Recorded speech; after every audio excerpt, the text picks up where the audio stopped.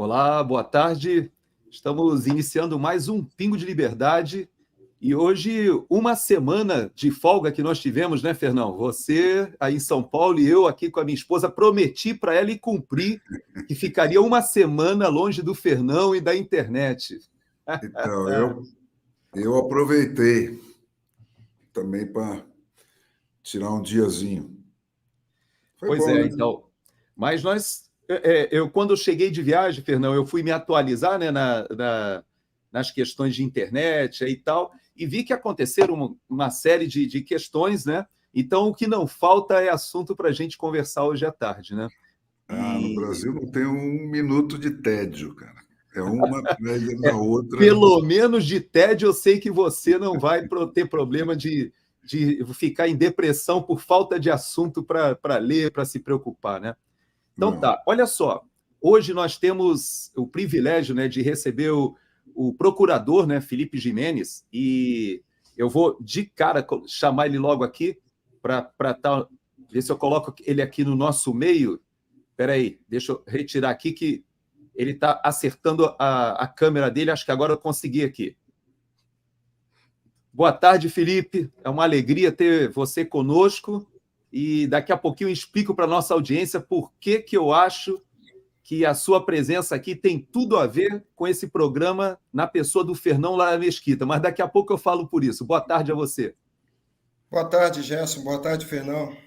Ei, Felipe. Então, Felipe, você ficou muito famoso, né, Felipe? E eu sei que, até conversando com você ali nos preparativos, aí no convite para você estar com a gente, eu sei que você já participou de um monte de programas da Jovem Pan, etc. Mas o fato foi que você ficou bem famoso quando nós tivemos aquela sua visita lá na audiência da Comissão de Constituição e Justiça, né, que estava tratando sobre a questão eleitoral. E tem muita gente, né, que acha que você é um crítico, né, do sistema, né, eletrônico. E, na verdade, eu conheço e já vi várias palestras suas, inclusive uma recente que você fez para o Instituto Brasil Soberano. Eu achei fantástica a sua argumentação. E eu trouxe você hoje à tarde para conversar com a nossa audiência e com o Fernão, porque eu considero você e o Fernão dois arautos, né, das questões, das soluções, e que estão pregando como se fossem aqueles profetas no deserto, né? Falam, vão ao problema, e o Fernão ele toca muito na questão da reforma política, né? E ele apresenta as soluções, olhando para o caso da Suíça, dos Estados Unidos, e tentando adaptar isso para o Brasil. Isso é muito bacana. E você, por outro lado, também é um que prega para todos os locais, falando sobre a questão do sufrágio, da eleição em si, uma questão que transcende esse debate raso, muitas vezes em cima só da parte eletrônica. Eu queria colocar para a nossa audiência só um pedacinho daquela sua fala lá na Comissão de Constituição e Justiça para ambientar tanto a nossa audiência quanto o nosso debate hoje. Sempre que olhamos para o problema, tentamos enxergá-lo através da tecnologia.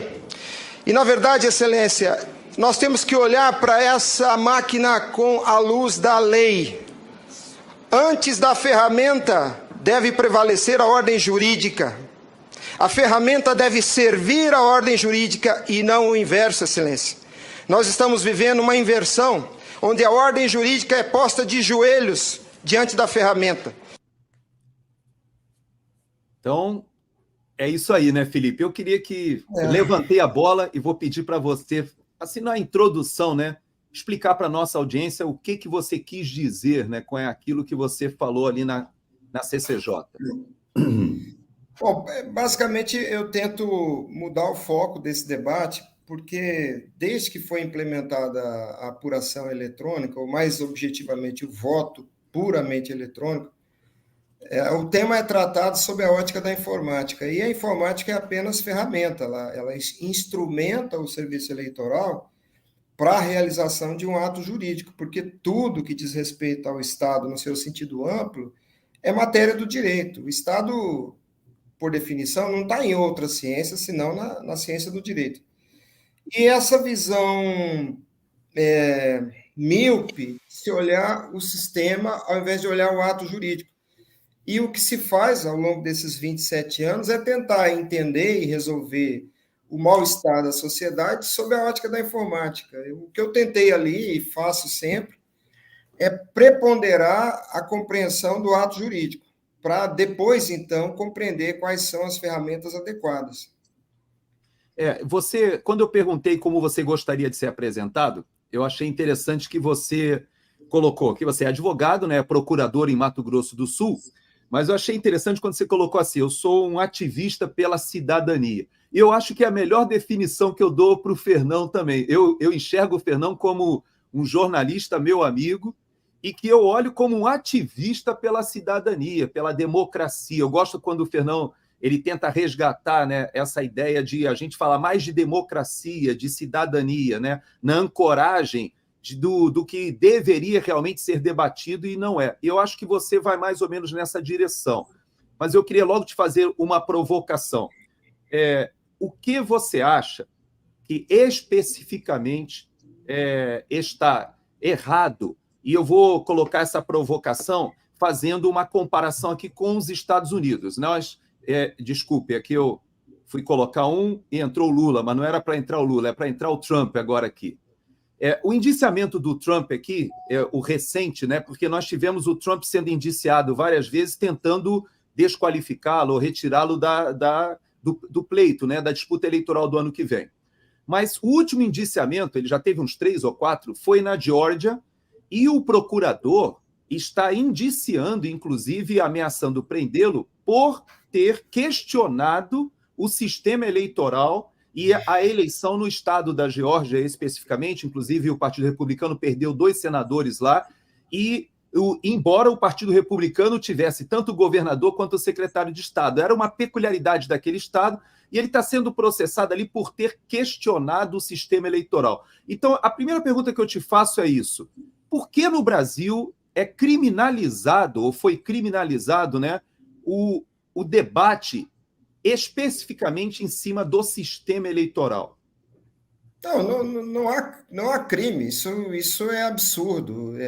Eles criam uma narrativa militante, o próprio Poder Judiciário, na sua corte de última instância, e as pessoas, por falta de orientação, adotam essa narrativa cheia de sofismas. Dentro de uma democracia, que é um regime de poder do povo, é um absurdo pensar que qualquer cidadão, seja ele candidato a um cargo eletivo ou não, mas qualquer cidadão não possa criticar os agentes públicos. Isso é completamente absurdo.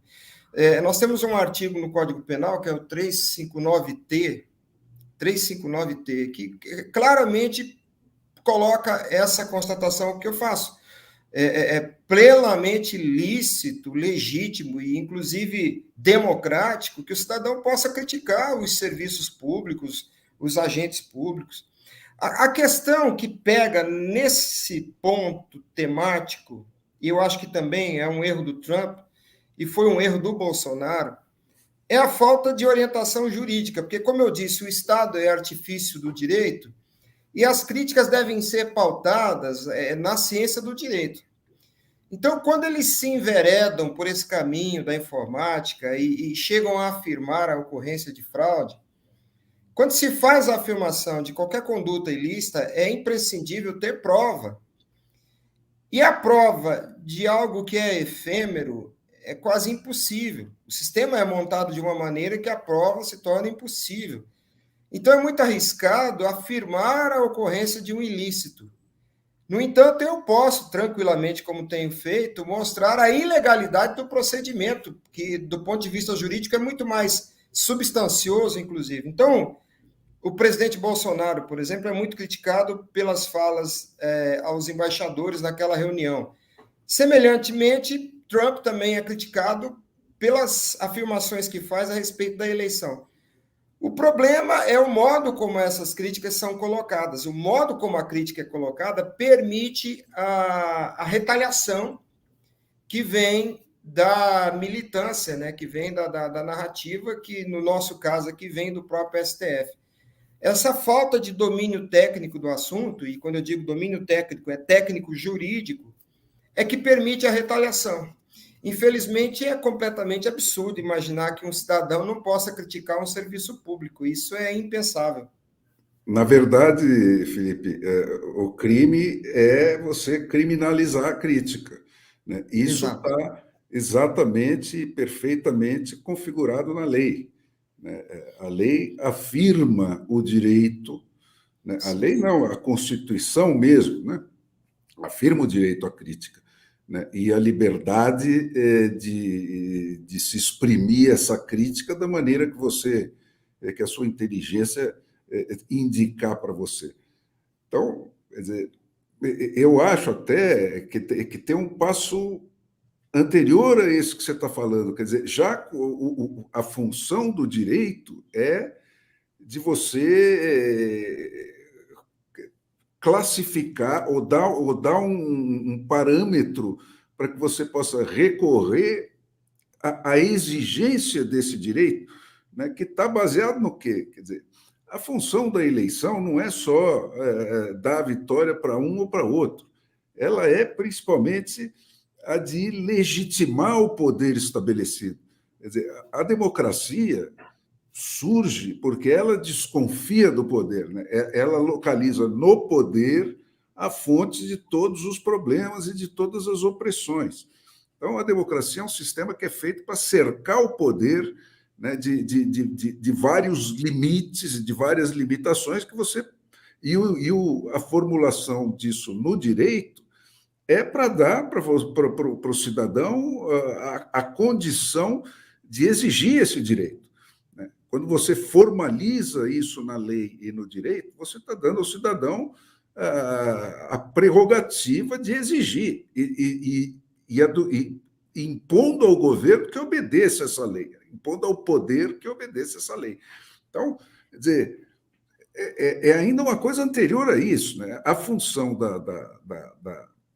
da eleição é de pacificar o país. Quer dizer, se você tiver desconfiança sobre a legitimidade do poder, não pode ter paz, né? É o que está acontecendo com o Brasil, né? Vive numa conflagração absoluta por causa disso, porque você não tem confiança no sistema de legitimação do poder que se instala a cada 4 anos, né? Agora, isso que você disse, o sentido é o inverso. O que tem aí é uma subversão da lei, né? Porque a lei, concretamente, afirma o nosso direito de desconfiar do sistema e de afirmar essa desconfiança, né? Então, quem é o criminoso? É quem pune quem faz isso, não é quem está fazendo isso. É o contrário. Faz sentido ou não isso para você, como um profissional do direito? Exato, é perfeita a sua colocação, especialmente quando você lembra que a democracia nasce para tirar o poder de alguns ou de um e entregar ao povo, né? É um regime que está aí justamente para controlar o exercício do poder. É perfeito. Isso que você está falando sobre a liberdade de expressão que está na Constituição como uma garantia, essa garantia está retratada no Código Penal, no artigo 359-T, quando determina que a crítica às autoridades não é crime. Então, a gente vive um processo de inversão de valores e criminalizar isso é crime, né? Por Sim, é um abuso de autoridade. Quando eu falo sobre a necessidade de um fundamento jurídico na crítica, é para que quem faz a crítica não corra o risco dessa perseguição leviana que é feita, né? Quando o Bolsonaro, por exemplo, naquela reunião com os embaixadores, ele falou sobre um inquérito que está tramitando dentro do Tribunal Superior Eleitoral e que, por alguma razão, foi estagnado, sem conclusão. E o que ele estava apresentando era justamente o fato de que esse inquérito tinha por objeto uma conduta errática do sistema e que a conclusão desse inquérito apontaria a fragilidade do sistema que apura o destino do país. E, estranhamente, a Justiça Eleitoral não deu fim, não deu conclusão a esse inquérito. Essa foi a exposição dele junto aos embaixadores. Mas, por falta de domínio das questões jurídicas, ele faz algumas afirmações que aí tem o contra-argumento que eles usam, né, os defensores. O professor Pedro Rezende, da UNB Brasília, ele disse que essa turma aí é a seita do Santo Byte, né, a seita do Santo Byte. E o santo deles, o que está no altar, é a urna eletrônica. Essa gente fica muito aborrecida quando se critica o sistema e a reação deles é afirmar, mas nunca houve prova de fraude, que também é um sofisma. Agora, falta domínio para fazer a crítica, para não correr o risco, por exemplo, de afirmar um crime sem prova. Eu acho que é válida a crítica de uma forma mais ampla, mais principiológica.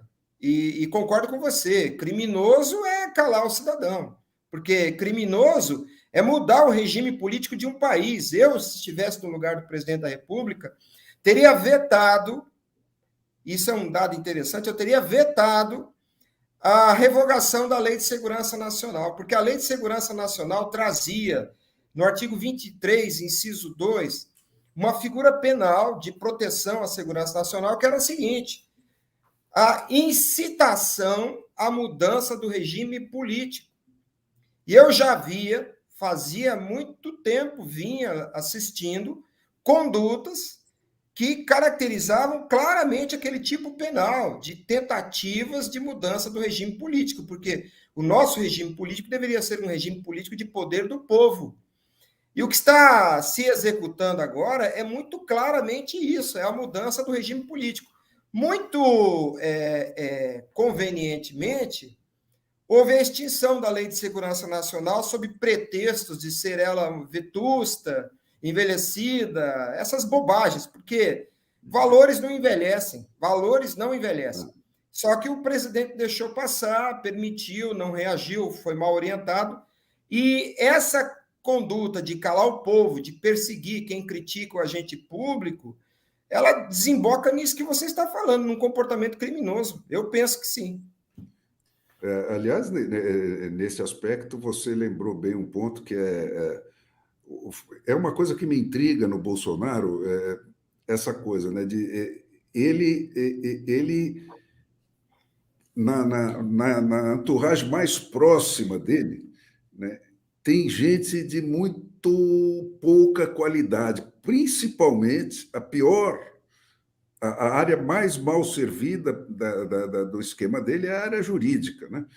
Ele tinha advogados, agora melhorou, mas ele teve advogados de baixíssima qualificação, né? E, ao mesmo tempo, né, ele é um homem suficientemente humilde e bem intencionado, né, para reconhecer as suas próprias limitações, como toda pessoa inteligente faz, né? De reconhecer suas próprias limitações e se cercar em outros campos de importância talvez mais evidentes para ele naquele momento do começo, de gente de primeira qualidade, né? Como na área de economia e em outras áreas do governo dele, e dá total autonomia para esse pessoal para contratar os seus esquemas e fazer o desempenho que ele teve no governo, né, que foi muito bom, né, menos por esse lado aí, né. E o outro ponto que também me fere sempre é essa coisa, quer dizer, esse ponto que você... O sentido do Estado democrático de direito, da instalação do Estado de direito, né? Não precisa ser nem esse democrático de direito. O Estado de direito se instala para você ter uma base concreta, né, de normas, que você estando dentro dessas normas, o Estado não pode te tocar, né? Isso é uma proteção para o cidadão. Quer dizer, quem está dentro da lei está isento de permanecer como permaneceu a humanidade desde o começo até 250 anos atrás, à disposição do rei para fazer o que ele quisesse, tá certo? Se ele acordasse de mau humor, ele podia mandar cortar a tua cabeça. O Estado de Direito, o sentido dele é esse, quer dizer, se eu estiver dentro dessa norma, ninguém pode pôr a mão em mim, né? E toda a estrutura de poder do Estado tem que estar a serviço disso, que é o sentido último do 142, tá certo? Está lá para defender a Constituição que é o conjunto das normas que instalam esses direitos, dentro dos quais ninguém pode tocar o cidadão, né? E isso está totalmente subvertido, né? Totalmente subvertido, né? Agora, Quem está contra a lei são eles. Exato. Agora, eu queria aproveitar o que o Fernão ele tocou num ponto que eu acho assim crucial. E, para isso, eu queria voltar um pouquinho na história recente do país para te colocar dentro do contexto, porque nós estamos na CPMI, que ela está trabalhando, em tese, deveria estar trabalhando em cima do que aconteceu no 8 de janeiro. Nós tivemos muitas pessoas presas, e agora a Procuradoria-Geral da República ela apresentou a possibilidade, não sei se o Fernão está acompanhando, eu li o documento, mais de 1.000 pessoas, aquelas que foram presas ali no dia 9, no acampamento, de serem liberadas desde que assumam que a culpa de um crime que, na minha percepção, o próprio presidente da CPMI está com uma leitura errada. Então, eu vou colocar uma fala muito curtinha dele aqui e vou tentar historiar para você a minha visão daquele momento, até porque naquele momento eu estava ainda no Pingo nos Is, na Jovem Pan, e eu comentava o dia a dia daquilo que estava acontecendo. Então, preste atenção no que ele vai falar. Que resguardar a democracia, lutar pela democracia, o que aconteceu, aqueles acampamentos foi um fato, um ponto fora da curva dentro dessa história democrática do Brasil de 88 até hoje. Nós temos que repudiar aquilo. Agora, não é nenhuma novidade, nem para mim, nem para você, nem para ninguém. Durante aquele momento de transição, da derrota do Bolsonaro até a posse do Lula, houve sim, dentro inclusive do Exército, em outros setores também da sociedade brasileira, pessoas que queriam sim manifestar um sentimento contra a democracia, que queriam uma intervenção militar e etc. Então, eu vou só resgatar essa fala dele, porque existe um desvio na minha interpretação, uma desonestidade intelectual histórica em relação a essa situação.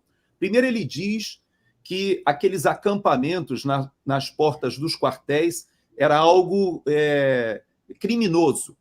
Então, veja que interessante, é que ele não consegue compreender que as pessoas estavam se manifestando com uma razão, havia uma motivação. E essa motivação, segundo ele, é que elas estavam insatisfeitas com o fato do seu candidato não ter sido eleito. Quando, na realidade, o Fernão colocou muito bem, quando você tem um sistema eleitoral, esse sistema eleitoral ele tem que aclamar o vencedor e tem que mostrar para os perdedores que houve rigidez no sistema para que eles aceitem, volte ao processo político e convivam na alternância de poder. No entanto, a indignação daquelas pessoas ocorria exatamente por causa do sistema. E pior do que isso, os comandantes das três forças, eles assinaram um documento assegurando àquelas pessoas o direito constitucional de se manifestarem na porta dos quartéis desde que fosse.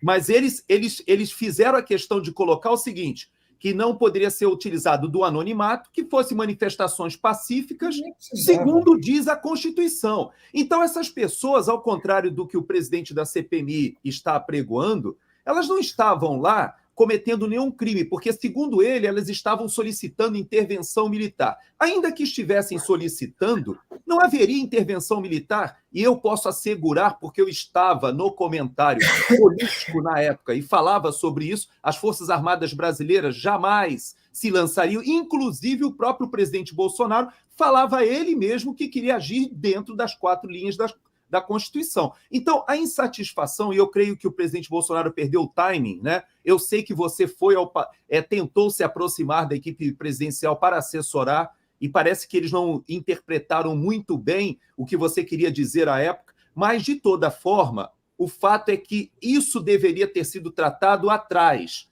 para corrigir o sistema, e o sistema não foi corrigido, e nós até hoje estamos nesse debate. Aí vai minha pergunta a você. O que nós precisamos fazer para corrigir esse rumo?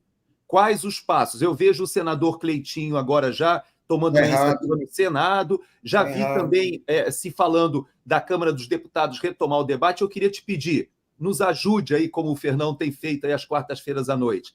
como nós podemos ser mais propositivos para tirar o Brasil dessa situação?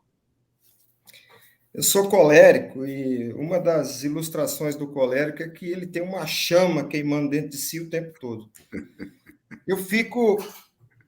Eu não consigo ficar parado ouvindo tanta bobagem das afirmações que vêm de lá. Não estou falando de você, mas das afirmações que vêm de lá. Primeiro que essa história de ser legalista implica em conhecer a lei. E eu não vejo na formação militar a habilidade da hermenêutica jurídica ser objeto. Não vejo.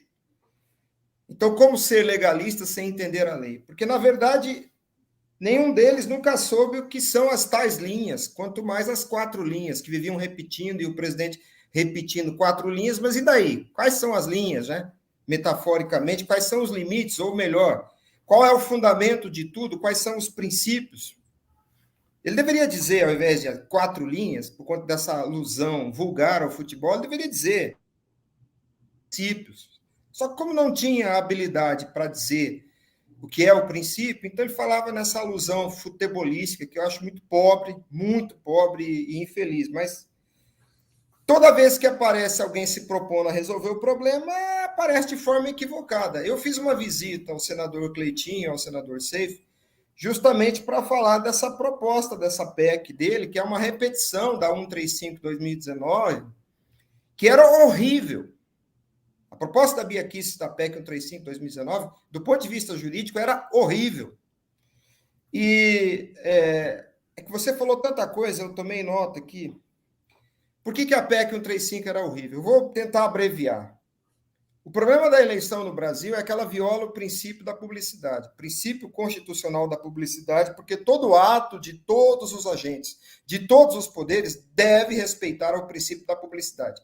E aí é necessário explicar o que é a publicidade, também explicar o que é o sufrágio, porque sufrágio não é o voto, explicar porque o voto é público, o voto não é secreto, e entender a interpretação teleológica da cláusula pétrea, mal escrita, onde se diz que o voto é secreto. Há um contexto jurídico a ser explicado, mas antes de ingressar nisso aí e explicar o vício da PEC, da Bia Kicis, e dessa que o Cleitinho está tentando reativar, eu fui lá primeiro dizer para ele que não precisamos de PEC, não precisamos de emenda constitucional se o objeto não é estruturante.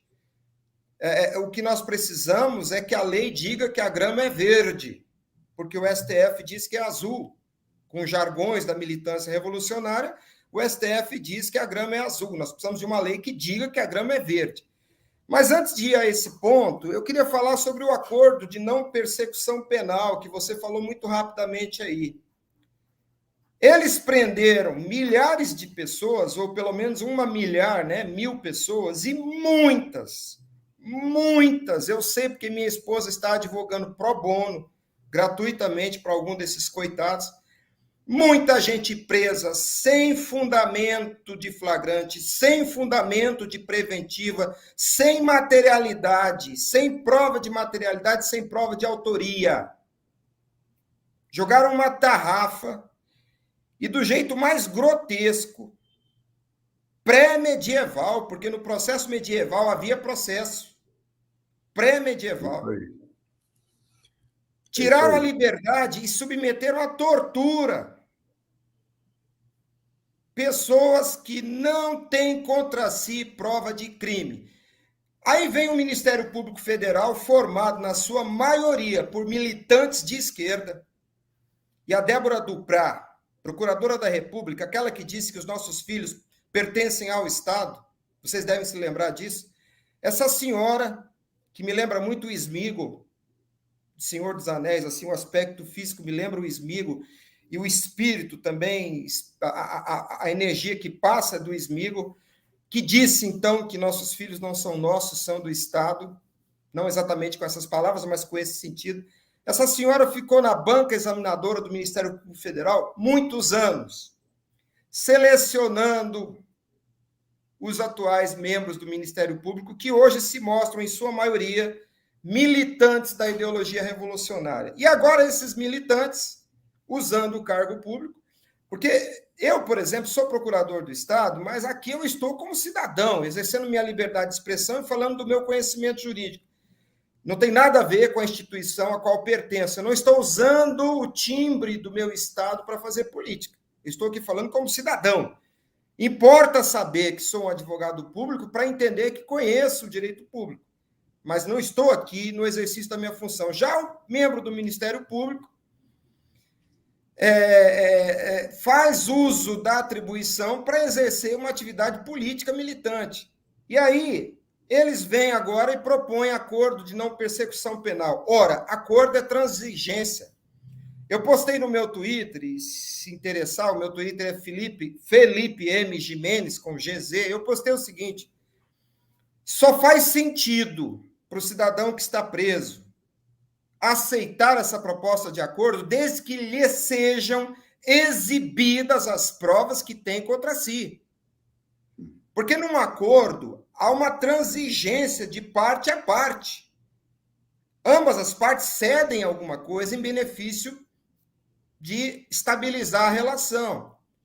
E o que o Ministério Público tem que fazer é mostrar para esses cidadãos a plausibilidade de uma eventual condenação. Eu, se fosse advogado de algum desses cidadãos, eu não aceitaria discutir acordo com o Ministério Público sem ver as provas. Porque eu preciso verificar a probabilidade do meu cliente vir a ser condenado ou não. Porque se não há prova de autoria e materialidade, não há que se fazer acordo. Há que se indenizar regiamente esse cidadão. Inclusive, eu penso, com base no artigo 28 da Lei de Introdução ao Direito, que a responsabilidade deve ser pessoal, porque quem prende alguém sem fundamento de flagrante, mantém uma prisão preventiva por meio ano, sem fundamento para preventiva, comete erro grosseiro. E a Lei de Introdução ao Direito, num dos seus últimos artigos, lá pelo 2830, ela diz: o agente público responde pessoalmente quando comete erro grosseiro. Então, eu proponho, não sentem para conversar sobre acordo com o Ministério Público Federal sem antes verificar quais são as provas que tem contra si. Porque se não há provas, meu amigo, isso não é acordo. Isso não é acordo. Bom, posta essa questão, a gente poderia falar sobre o 142, mas é muita coisa para dizer. Quando eu digo que o problema na eleição do Brasil é a violação do princípio constitucional da publicidade, e isso acontece desde 1996, o serviço eleitoral, desde 1996, viola um princípio constitucional, que é o princípio da publicidade, que está lá no artigo 37. Todos os atos de todos os agentes públicos dos três poderes se submetem a esses princípios: legalidade, impessoalidade, moralidade, publicidade e eficiência. Mas aqui o foco é o princípio da publicidade. Por quê? Porque o ato de albergar, de receber o voto do cidadão e depois identificar, atribuir e contar, esse ato é um ato de natureza jurídica administrativa, é do direito administrativo. Repercute no direito eleitoral por seus efeitos, mas é um ato de direito administrativo. Por quê? Porque é um administrador público que executa, não é o político candidato. O direito eleitoral se resume àquilo que regra o comportamento dos candidatos na disputa à vaga, especialmente o princípio da paridade de armas. É isso que o direito eleitoral regula. São as implicações jurídicas de alguém que se candidata, de um partido que existe ou quer existir, de alguém que vai para a disputa da vaga eletiva, as ferramentas que usa nessa disputa e eventual posse no cargo, etc. e tal. Mas o ato do administrador público do serviço eleitoral, ao albergar o voto, identificar, contar e atribuir, esse é um ato de direito administrativo. Não é jurisdicional. Por que eu faço a ênfase aqui? Porque quando se fala em justiça eleitoral, o efeito neurolinguístico é invocar na consciência a ideia de juiz. Mas ali o sujeito não é juiz, não importa se ele usa toga. Ali ele é administrador e ele está executando um ato administrativo não jurisdicional. Porque no jurisdicional há um princípio de livre convencimento racional. No serviço eleitoral de receber, contar e atribuir os votos, não há liberdade nenhuma, nenhuma. E o ato também não é discricionário, porque existe o ato administrativo discricionário, onde o administrador público tem um juízo de conveniência e oportunidade. Não é discricionário. É um ato administrativo vinculado. Ele é sujeito a observar rigorosamente a lei, especialmente o princípio constitucional da publicidade. E o que acontece? Esse ato jurídico é feito de forma secreta, porque aqui secreto é aquilo que não é do conhecimento do povo. Ainda que seja feito num construto artificial, que é o software, esse construto artificial é instrumento do agente público do serviço eleitoral e, portanto, é ato do agente público eleitoral, a despeito da paralaxe cognitiva que o serviço eleitoral faz quando julga a máquina, ao invés de ele mesmo se submeter ao julgamento alheio. Jamais, dentro de um direito lógico e racional, seria admissível que a própria justiça eleitoral, essa coisa que eu chamo de serviço eleitoral, jamais ela própria deveria fazer auditoria da sua conduta.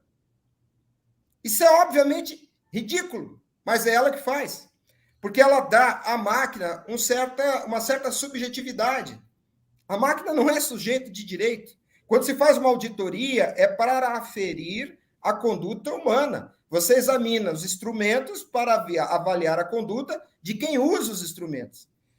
Ora, quando você aperta a confirmação na máquina, o software, aquele construto artificial que é do domínio de alguém estranho a você, cidadão, ele transforma a sua vontade num resultado que vai para um arquivo, o registro digital de votos. Esse arquivo, esse repositório é própria e objetivamente a urna eletrônica. Não é o software, não é a máquina, é o arquivo, porque urna é repositório. Lá está o repositório dos votos. E esse produto que é posto ali não é produzido pelo cidadão, é produzido pelo construto artificial de forma secreta para o cidadão. O problema nasce na falta de compreensão do que seja o sufrágio universal. Porque quando se entende o que é o sufrágio, se entende como é intrínseco o ato ser público. Porque quando a Constituição fala que o voto é secreto, é preciso entender que a lei não se interpreta literalmente. A interpretação literal não serve para acolher o sentido da lei. A lei deve ser interpretada sistematicamente e teleologicamente. Sistematicamente significa que o que você colhe da lei deve estar de acordo, em harmonia com o restante da ordem jurídica. Teleologicamente, porque aquilo que a lei pretende alcançar deve ser colhido no seu exame. E o que as cláusulas pétreas do voto dito direto e dito secreto, o que elas pretendem é regrar o exercício do voto, o ato de votar. Porque, veja, o voto é a minha vontade exteriorizada. Ele é público, porque ele é contado. Se ele é contado, ele é conhecido, e o que é conhecido não é secreto. Portanto, não é o voto que é secreto, mas o ato de votar. E também não é o voto que é direto, porque esse adjetivo, essa predicação, implica em relação. Nada é direto em si mesmo. Não há relação do ser com ele mesmo. O que é direto é o exercício de votar. Portanto, a cláusula é do exercício direto do voto e do exercício secreto do voto. O voto é público. E por que é público? Porque o destinatário do voto é o povo, são os concidadãos. Porque sendo democracia um regime de poder do povo, e a Constituição diz, no parágrafo único do artigo 1º, que todo poder emana do povo, e no 14, que o exercício desse poder da soberania popular se exerce pelo sufrágio universal. E aí importa entender o que é o sufrágio. E muitos dizem, equivocadamente, que sufrágio é o voto ou o direito ao voto. Negativo. O sufrágio é a relação jurídica que nós, cidadãos, estabelecemos no dia da eleição.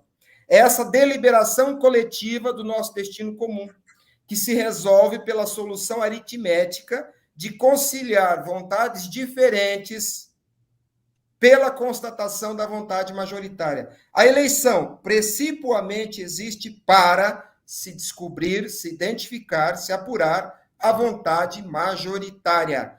E voto, volere, compromisso, é a minha contribuição, o meu compromisso nessa apuração da vontade majoritária. O destinatário do voto são os demais cidadãos, não é o burocrata, nem o político beneficiário.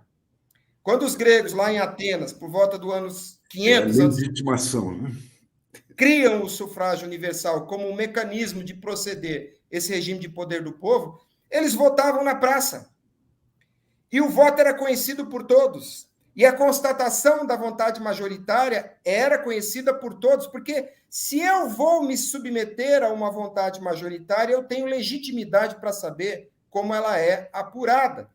E o problema é que nós adotamos, depois de um certo tempo na história da humanidade, ali por volta da Revolução Francesa, o exercício privativo do voto.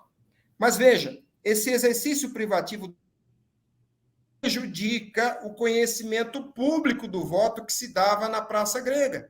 Porque se o voto ganha uma existência concreta, e concreto significa corpo, aquilo que ganhou o corpo, se ele ganha uma existência concreta, ele permite ser conhecido pelo votante e pelo povo na apuração pública.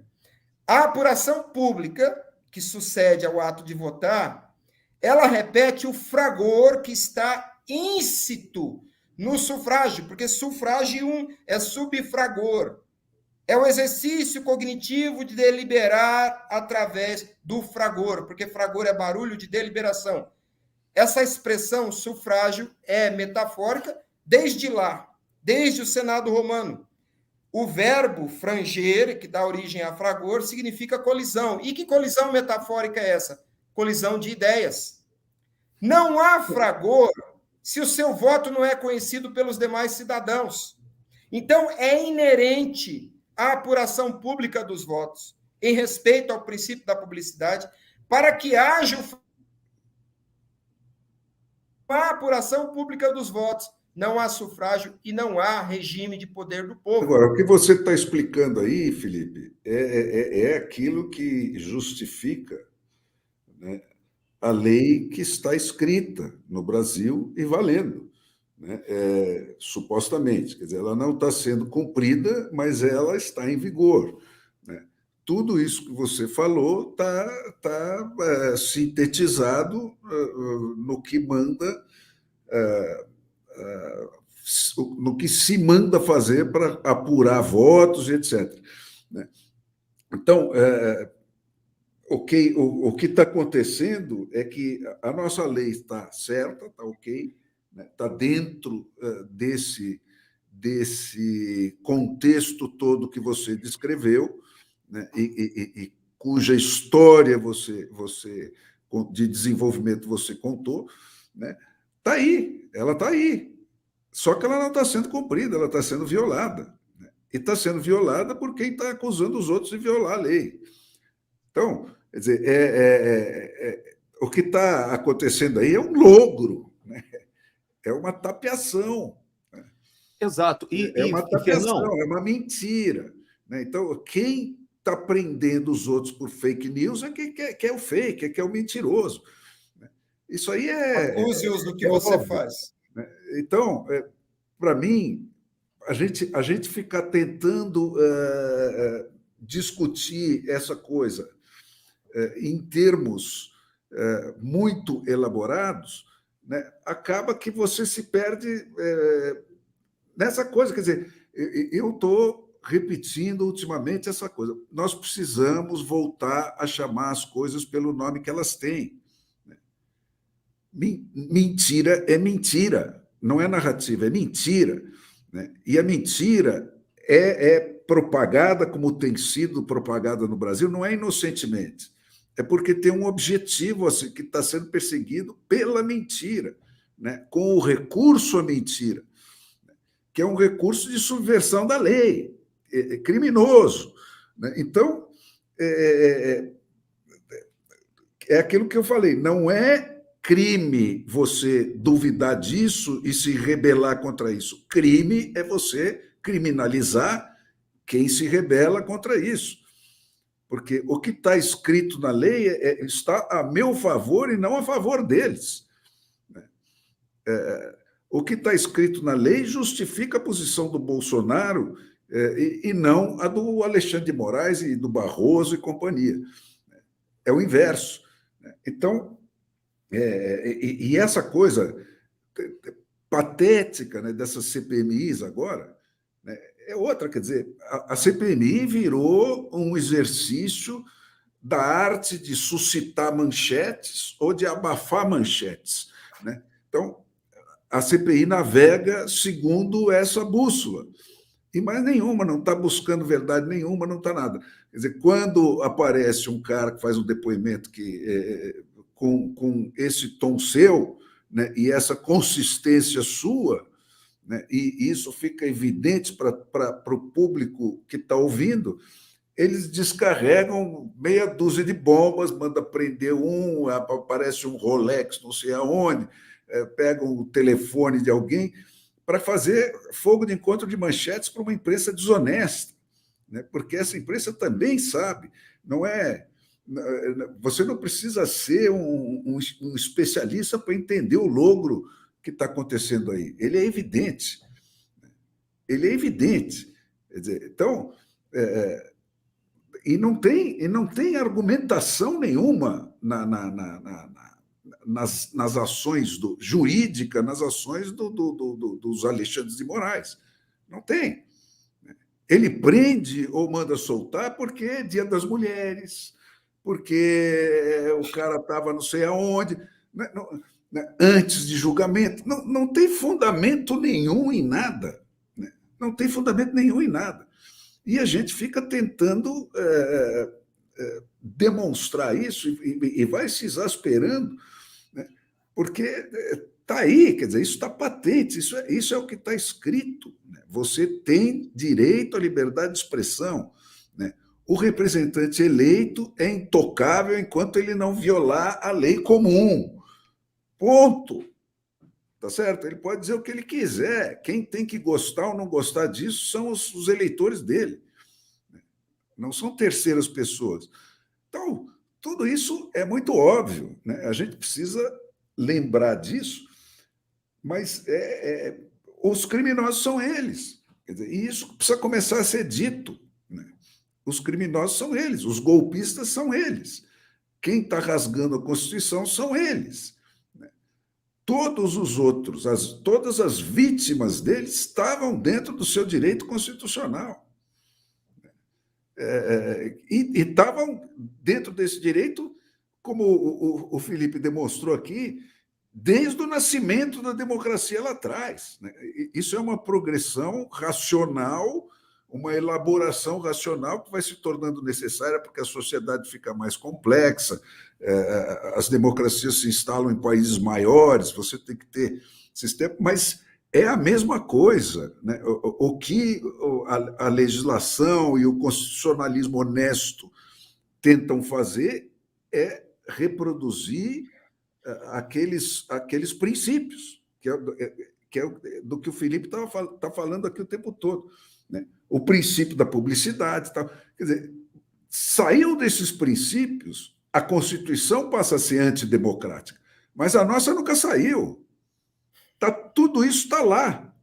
Está lá. E quem está violando são eles.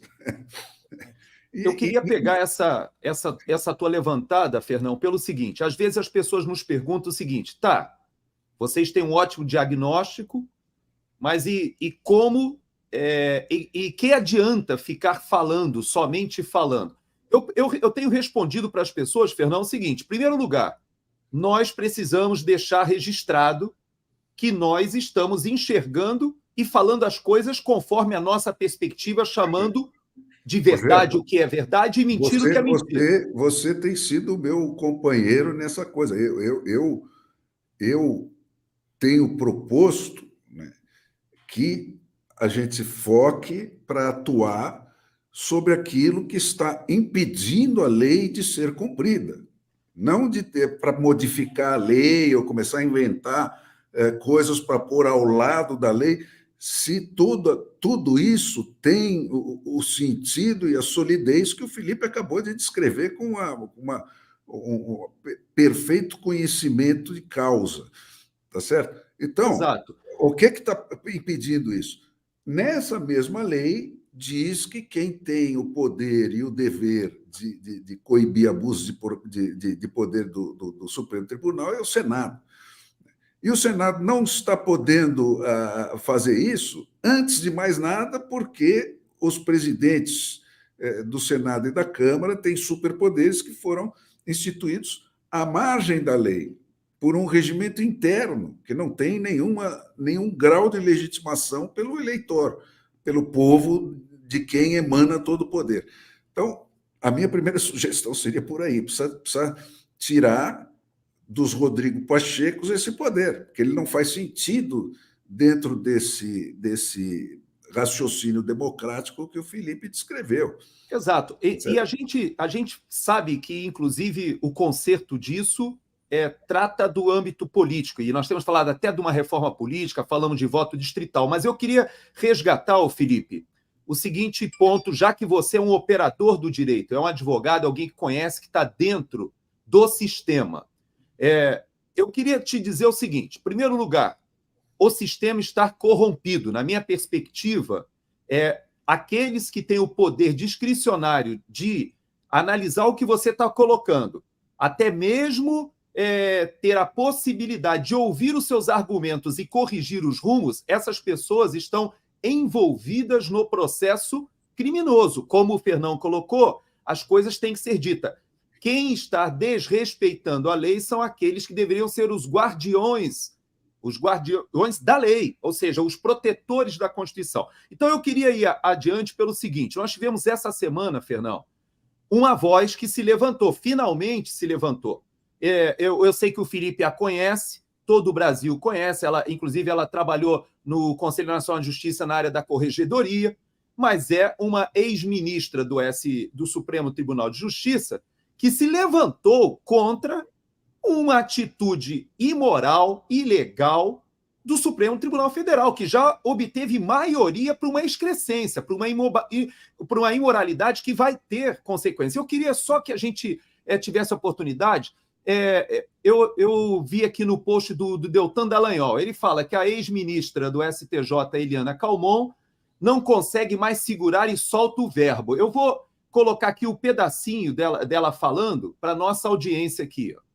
Eu não tenho falado sobre os absurdos que eu tenho visto ser decididos no Supremo Tribunal Federal.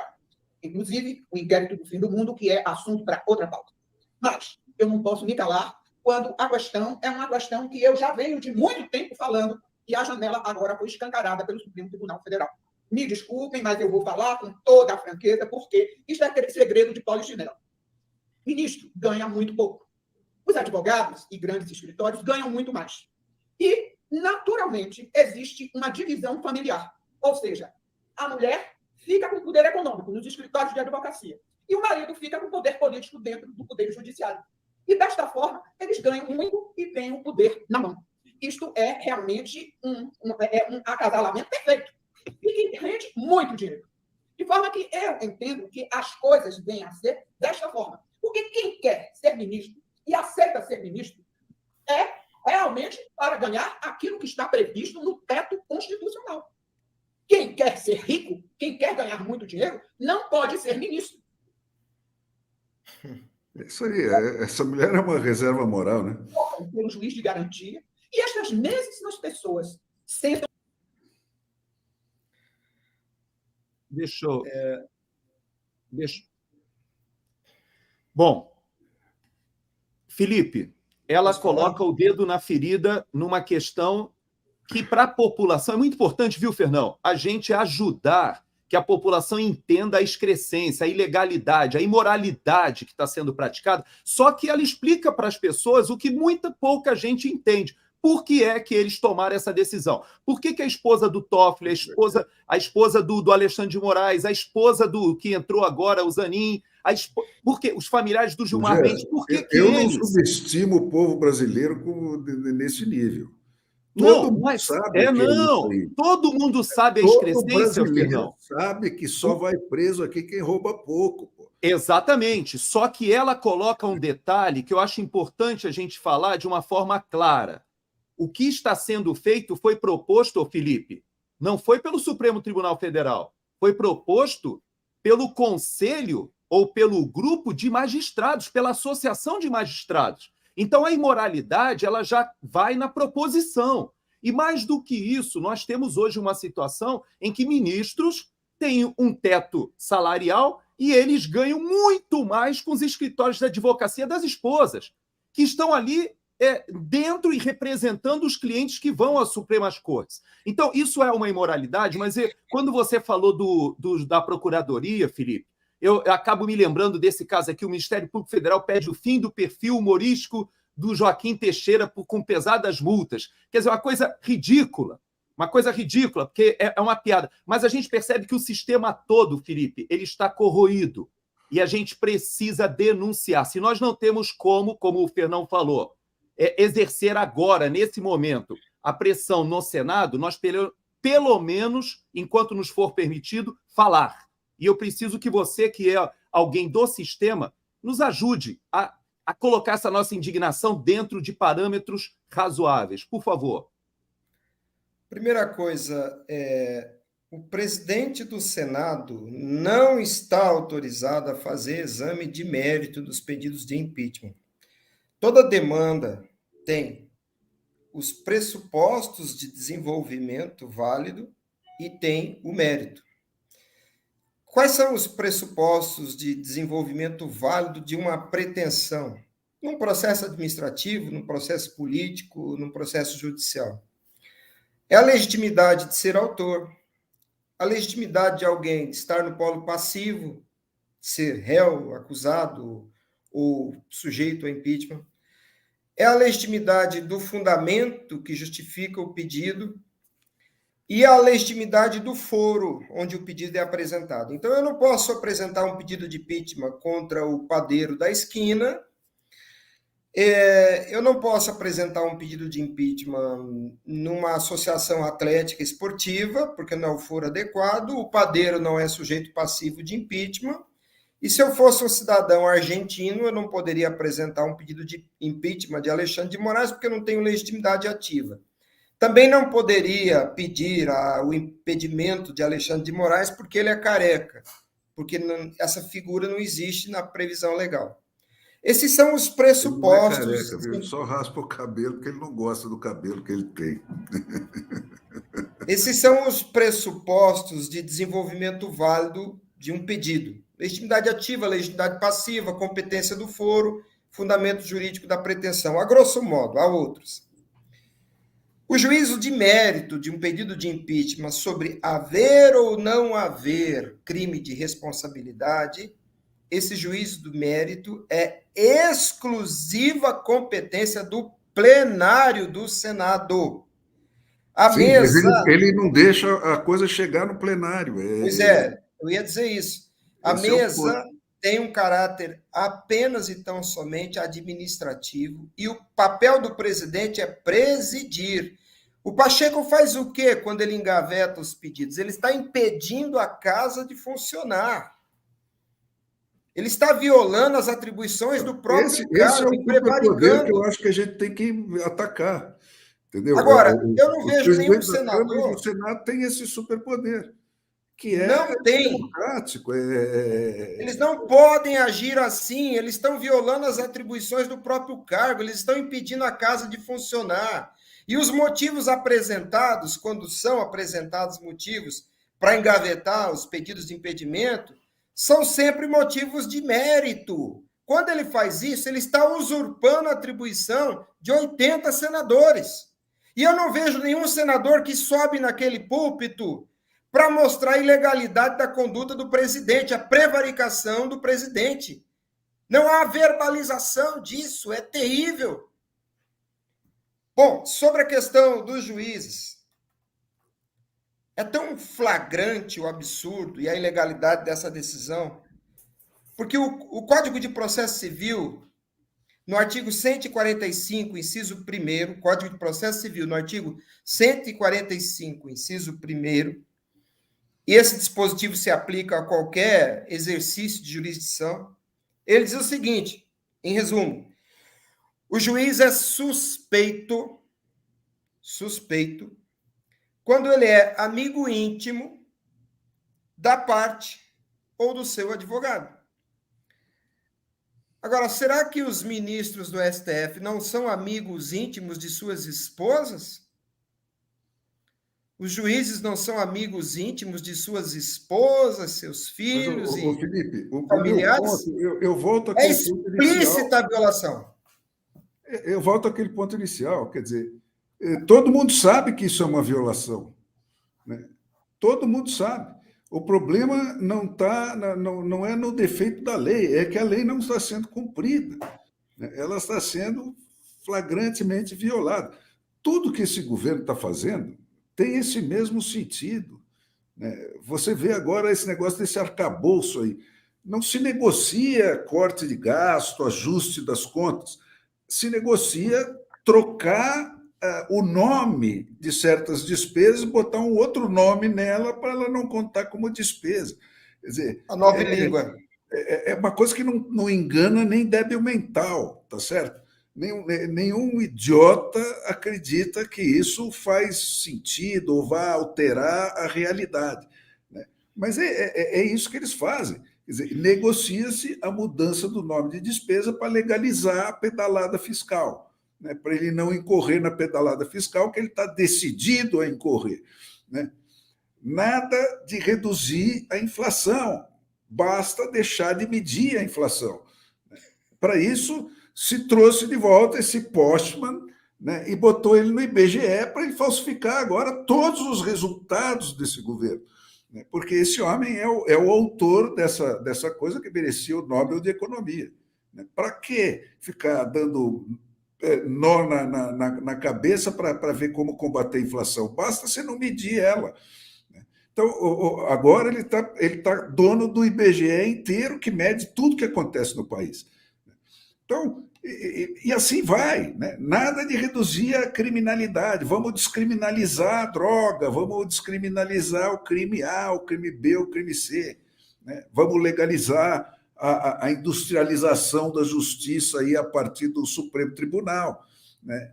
Que pode garantir sentenças por laço de parentesco, né? Vamos chamar a emenda parlamentar de emenda secreta e depois voltar a chamar a emenda secreta de emenda parlamentar. É tudo nada que altere os fatos ou desvie eles dos objetivos deles 1 centímetro.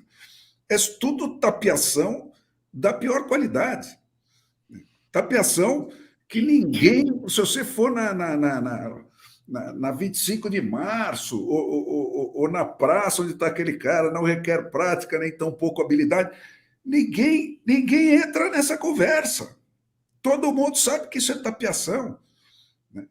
Então, a lei está sendo violada porque esses caras estão numa posição onde eles podem fazer isso, né? Porque tem uma imprensa canalha, né, que não reage, e ela é o breque do sistema, ela é que alerta as populações, e fica essa conversa para enganar tonto, pô. Mas nós estamos aqui, né, Fernão? Nós fazemos parte, pelo menos, da voz que tenta se manifestar. E eu queria aproveitar o Felipe para tocar em mais um ponto, Felipe, que é esse ponto aqui, ó. O STF concluiu a votação e torna obrigatória a adoção do juiz de garantias. É interessante porque esse é um tema que havia sido aprovado, estava ainda ali subjúdice, estava sendo tratado, mas eu entendo que ou é uma hipocrisia ou é de um cinismo você aprovar o juiz de garantias quando o próprio STF respalda que um juiz, ou seja, que um integrante da Suprema Corte, avoque a si esses processos todos, que inclusive a sua esposa está auxiliando aí pro bono, de pessoas que não tinham sequer a prerrogativa, ou seja, aquele foro junto ao Supremo Tribunal Federal, mas elas estão incluídas, várias delas, em vários processos, pessoas que estão presas, inclusive antes do 8 de janeiro, dentro de um processo que foi instaurado à revelia da Procuradoria-Geral, em que o ofendido é o próprio juiz e que ele manda investigar, escolhe, inclusive, os policiais federais que estão trabalhando e que fazem as diligências. Ou seja, nós vivemos numa situação que seria o oposto do que se pretende com o tal do juiz das garantias. Qual é a tua visão dentro do sistema? Na verdade, a criação do juiz de garantias é com o objetivo de evitar o abuso da autoridade que investiga, da autoridade que faz a persecução penal. É razoável, embora o uso militante da função tenha servido apenas para proteger o delinquente.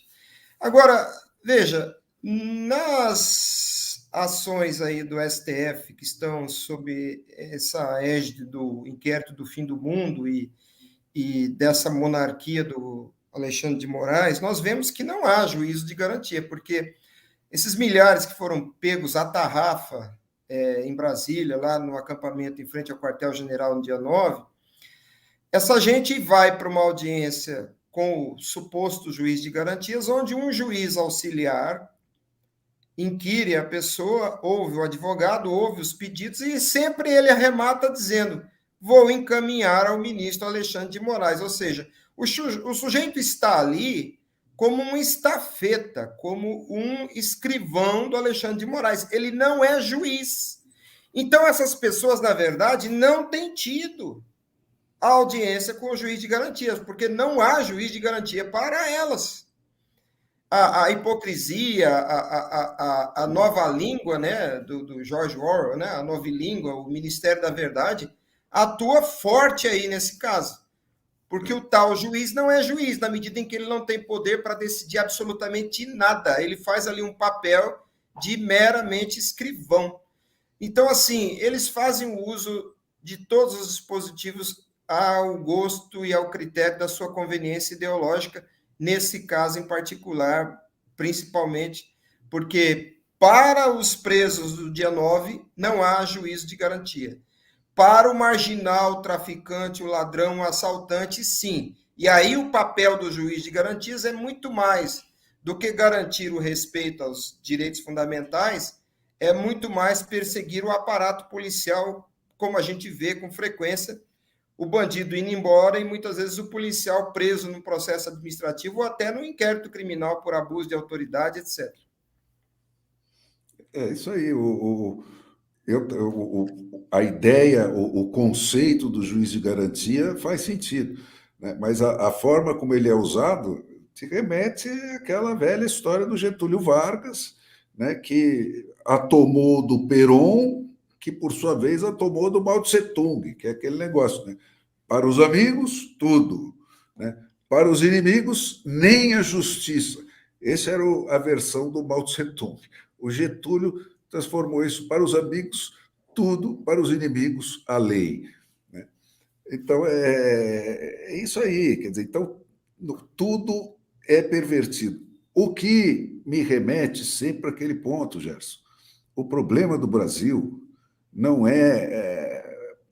claro que nós temos um monte de leis defeituosas, ok, mas no básico nós estamos dentro das chaves da civilização e não da barbárie.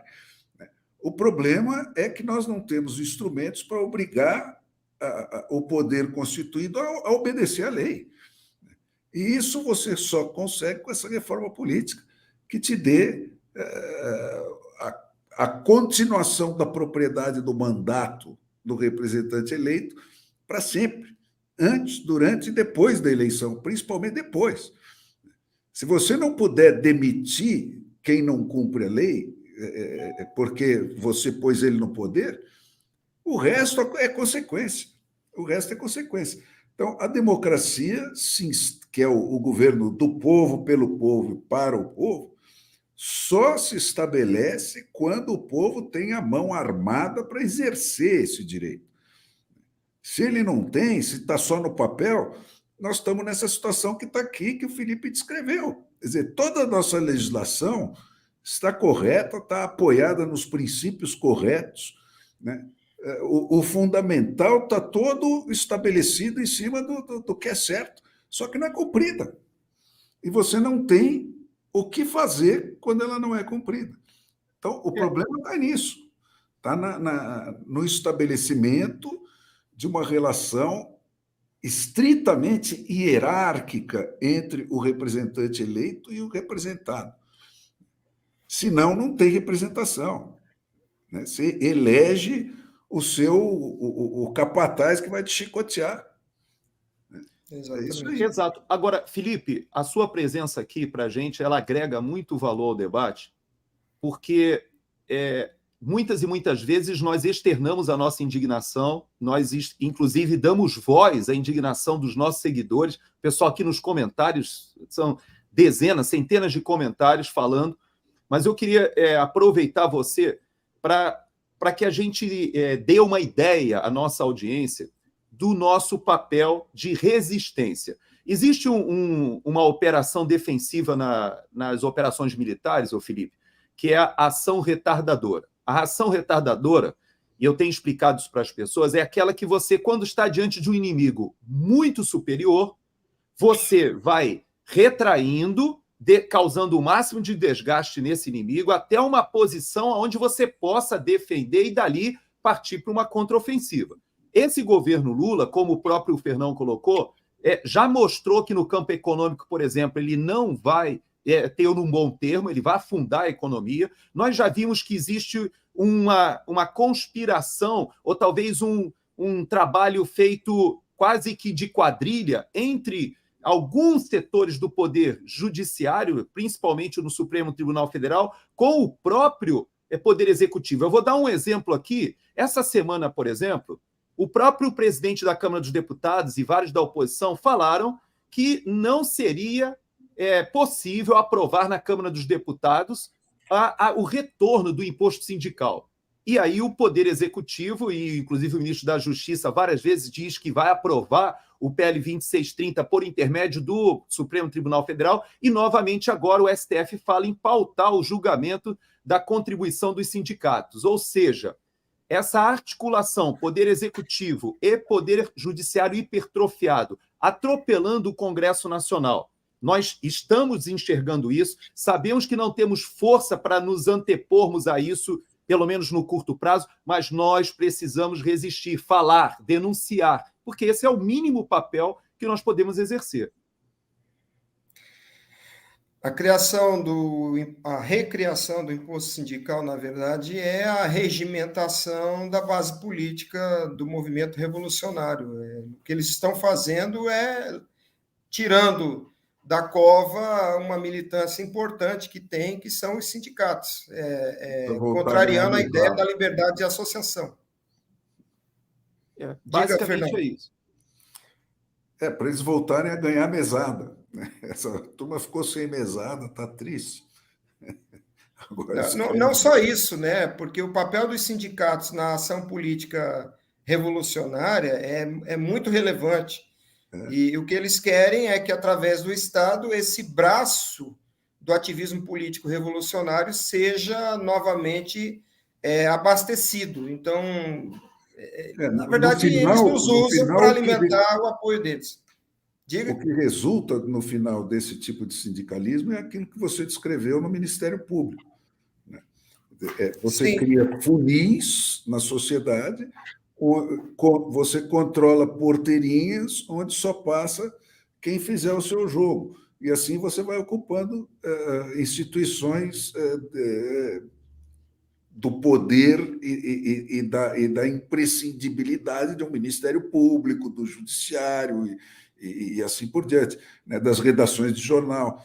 Eu sempre conto isso. Quando eu comecei no jornalismo, não tinha a obrigatoriedade de jornalista ter estudado na escola de jornalismo. Nem existia escola de jornalismo. Você entrava nas redações, tinha gente de todo tipo de extração, né? E isso é que produzia um jornalismo infinitamente melhor do que o de hoje. E aí, durante toda a minha carreira, eu assisti essa luta, né, para impor a coisa da escola de jornalismo, para criar uma porteirinha. Então, aí o PT não precisava mais controlar jornalista por jornalista, bastava ele controlar a escola de jornalismo. E ali só passa quem ele quer. Então, esse sistema corporativo é um sistema de controle político, né, usando essa ferramenta que é a mais abjeta de todas, né, que é a de conceder ou de negar para cada pessoa o direito de trabalhar. a possibilidade do cara sair do proletariado, da miséria, pelo próprio esforço, né, e subir na vida, né? O cara controla isso, né? Esse é o sistema que o Getúlio Vargas instalou no Brasil. Né? E nós estamos pagando esse mico aqui hoje. Lembrando que Getúlio Vargas é o pai tanto da justiça, aspas, a justiça, aspas, eleitoral, e da justiça, aspas, justiça do trabalho. As duas são criação de Getúlio Vargas, que tinha uma paixão declarada pelo fascismo. É isso aí. Exato. E o Lula é o produto final dele. Ele é o avô do Lula. Exato. Agora, Felipe, eu até tenho que te pedir uma desculpa no ar, né, na frente de toda a nossa audiência, porque eu havia combinado com você uma entrevista de 30 minutos e você ficou o programa praticamente todo conosco. E havia um assunto na pauta, havia vários assuntos, a gente ia falar sobre o BRICS, e nós íamos falar alguma coisa sobre relações internacionais, eu tinha na pauta até alguns assuntos, mas um assunto e que eu trataria somente com o Fernão, depois da sua saída, mas já que você ficou até agora, você vai ouvir e eu espero que você, de repente, nos ajude aí na conclusão do programa, que é a questão da imprensa, o papel da imprensa, né? Eu vou aproveitar, eu tinha uma fala, inclusive, do Augusto Nunes, que chutou a canela da Folha de São Paulo, que eu ia até colocar para o Fernão aqui, para ele me ajudar a contar essa história aí do período dos governos militares. Existe uma imagem que eu creio que toda a nossa audiência viu, do jornalista da Globo News admitindo que ele é pautado pelo governo. Né? Eu tenho até essa imagem aqui, mas eu queria voltar ao presidente da CPMI, porque ele fala uma coisa, ô Fernão, ele afirma com tanta convicção de que nós estamos vivendo a plenitude de um Estado democrático. Vê só o que ele fala. Eu só estou aqui nesse momento falando, vocês só estão aqui trabalhando, você que está em casa só está nos ouvindo, porque nós estamos numa democracia.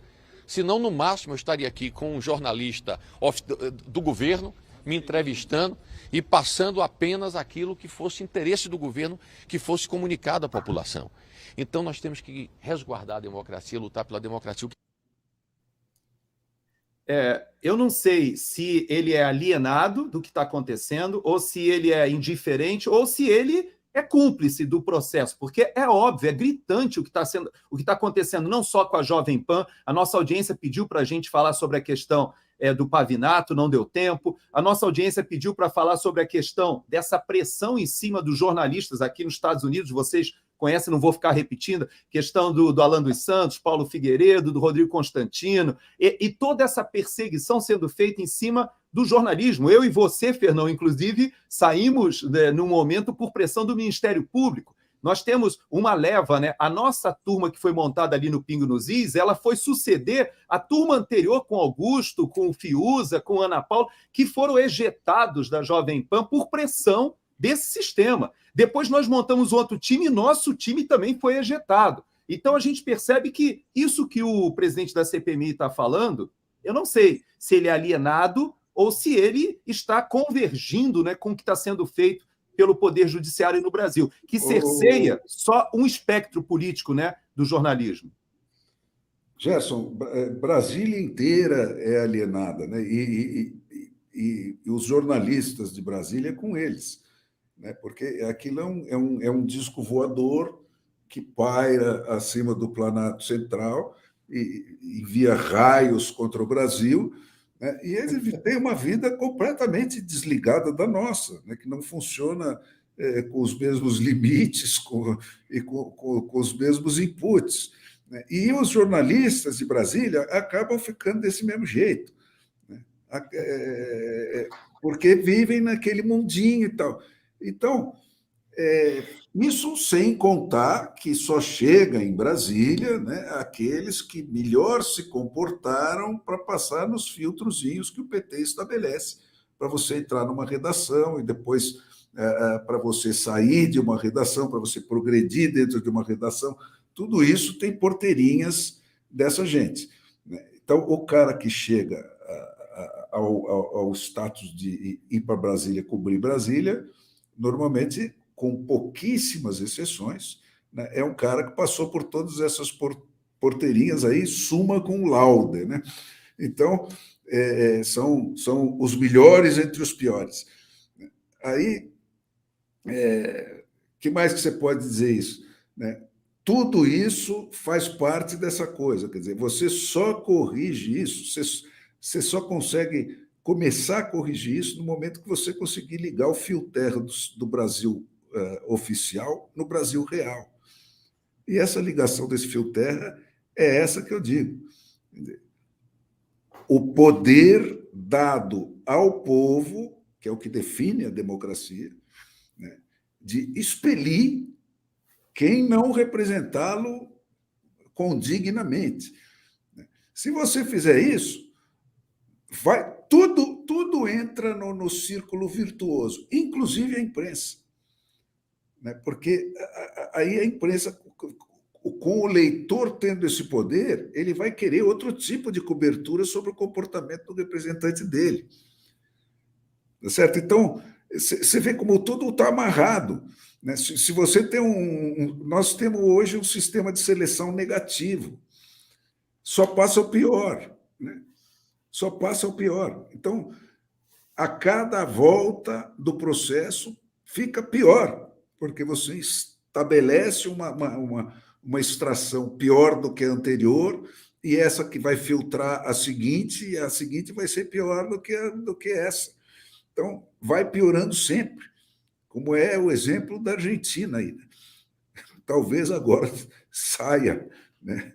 Está acontecendo lá um fenômeno que aconteceu por aqui. De repente entra um outsider. Então, Perdão, você fala sobre a possibilidade de expurgar, mas, na verdade, nem a admissão original está sob poder do povo. Eu acho que o recall é necessário, mas a própria admissão do sujeito no exercício do mandato político está fora do poder do povo. Eu fui muito atacado porque, numa entrevista numa rádio, disse que Lula não foi eleito pelo povo, foi escolhido pelos ministros do STF, do TSE, porque se fosse uma decisão do povo, essa escolha estaria sob o poder do povo, ou seja, o processo de apuração dos votos que deu o mandato a Lula estaria sob o poder do povo e não está. Então, veja, a ideia de expurgar através de um recall é muito interessante, eu apoio, concordo com ela, apoio também as candidaturas avulsas para sair do curral dos partidos, que são empresas, na prática, mas antes disso, eu acho que precisa ser devolvido ao povo o poder sobre o processo de apuração da vontade majoritária. Com certeza. Né? E isso, para se estabelecer, você precisa de ferramentas como essas. Então, aí é uma discussão sobre o que vem primeiro, se é o ovo ou se é a galinha, né? Mas a base do sistema é o sistema de representação. Então, o voto distrital puro é o elemento fundamental que permite que se estabeleça uma relação legítima e transparente entre representante e representado. Porque a primeira condição para você dizer que você tem um representante é você... O voto está delimitado. Então, para você poder exercer recall e esses outros direitos das democracias avançadas, como de iniciativa e de referendo, etc., você precisa ter um sistema distrital onde você sabe exatamente, nome por nome, quem é o dono de cada representante eleito. E esses têm o direito inalienável de destituí-los a qualquer momento. Então, essa peça é fundamental. Essas duas. Se você, com essa aí, institui o recall, você ganha a arma com que se conquistou todas as outras nos países que conseguiram implantar esse sistema. A ordem dos fatores foi essa. Então, eu não estou falando do que eu acho, estou falando do que aconteceu. Exato. Bom, nós estamos chegando ao finalzinho, Felipe, do nosso programa. Eu já te agradeço a gentileza, né, de ter permanecido com a gente o programa todo. Não era essa a intenção, mas o papo estava tão bom que quando eu olhei já tinha passado mais de 1 hora. E te ouvir é sempre uma satisfação, um prazer muito grande. Então, em nome da nossa audiência, eu quero te agradecer e dizer que, de certa forma, eu não vislumbro, no curto prazo, uma situação de arrefecimento dessa crise que nós estamos vivendo no país, uma crise institucional. Você, inclusive, fez uma denúncia muito firme sobre a questão da mudança de regime que está em andamento, e essa mudança de regime não veio daquilo que o pessoal pensava, e ela já se instalou e já vem se instalando há bastante tempo. E eu vislumbro, até dentro daquilo que nós teremos agora indicações aí para o judiciário até o final de 2023, juízes escolhidos a dedo pelo próprio sistema. Nós temos a questão aí da Lindora, que é a vice-procuradora, vice da PGR, que agora livrou o Haddad aí de um processo, talvez na expectativa de permanecer ali. Eu não sei se vai o irmão do Flávio Dino ser proposto, nós não sabemos qual é a configuração que vai ser feita, mas, Fernão e Felipe, eu acho que a tendência dos próximos meses é piorar e não melhorar. Mas eu falo isso não com uma perspectiva pessimista e nem de estar arrefecendo no combate, não. Eu até falo para o Fernão que, minutos antes da nossa entrada no ar, eu conversei com a Gabriela Ritter, né? E ela me contava da situação disso que o Felipe nos colocou, do conselho que ele deu de não negociação. Então, nós estamos na resistência, nós continuaremos falando, mas eu queria te pedir, Felipe, que você deixasse uma mensagem final para a nossa audiência nesse sentido de há luta e há espaço de resistência e de combate. Qual é o nosso papel? Nós não estamos aqui para dizer que o apocalipse está instalado e que não há o que fazer. Nós sabemos que a situação é gravíssima, sabemos que existe uma situação, inclusive, alarmante, né, se aproximando, mas nós não podemos jogar a toalha. Pelo menos é assim que eu entendo. Eu queria te pedir que você deixasse uma palavra final sobre isso aí para a nossa audiência. Gerson, eu penso que o que nós perdemos foi a guerra cultural. Lá na década de 60, por conta do positivismo, os militares não souberam entender que a ideia era mais perigosa que a arma e entregaram os meios de formação do pensamento para a linha revolucionária. E hoje nós estamos colhendo o fruto dessa miopia dos militares. Então, eu acho que nós perdemos a guerra cultural, e é na guerra cultural que nós precisamos atuar, construir entendimento, construir a compreensão. À medida que o povo entenda as mentiras, entenda os sofismas, aprenda a exigir corretamente a solução. Por exemplo, o problema da eleição no Brasil é a contagem secreta dos votos, e o que nós temos que lutar é pela contagem pública. Não importa o instrumento, seja qual for o projeto de lei, seja qual for o instrumento, ele deve permitir o domínio público do ato jurídico, porque público é um adjetivo que implica domínio do povo.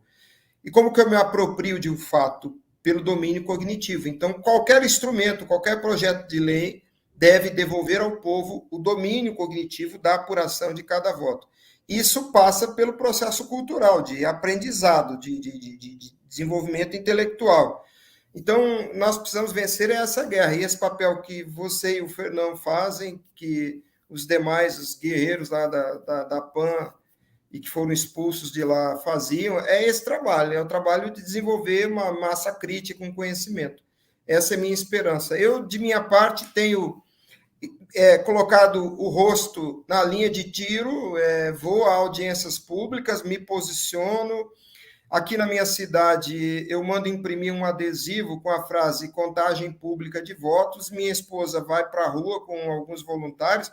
Minha esposa é uma procuradora federal aposentada.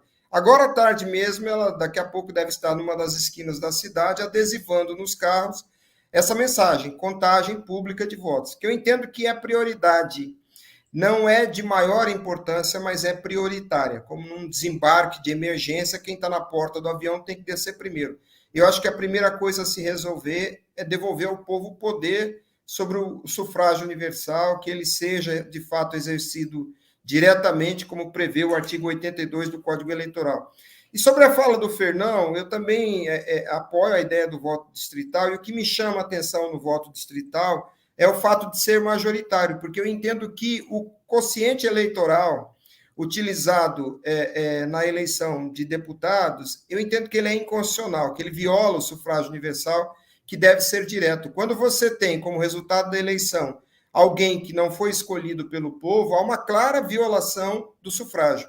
E o voto distrital é interessante porque ele devolve o sufrágio direto na medida em que é majoritária a consideração dos votos.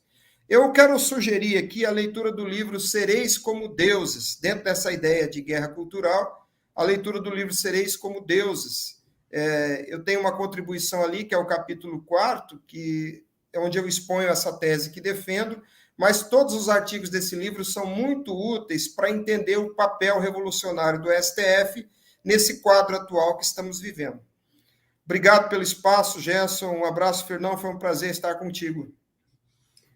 Eu também. Concordo plenamente com o que disse o Felipe. Também a gente reconquistar o direito de cortar os votos publicamente é fundamental, né? Porque eles não dão essa importância crucial a isso, que passou a ser o principal dogma, né? A maior heresia hoje que rende fogueira é você dizer que o voto é o que é, né? Não é por acaso, né? É porque isso tem para eles o valor decisivo, né? E o resto você saber o que encomendar, o que desejar, né? Para que não volte a acontecer isso com a gente, para que a gente realmente instale uma democracia que seja uma democracia.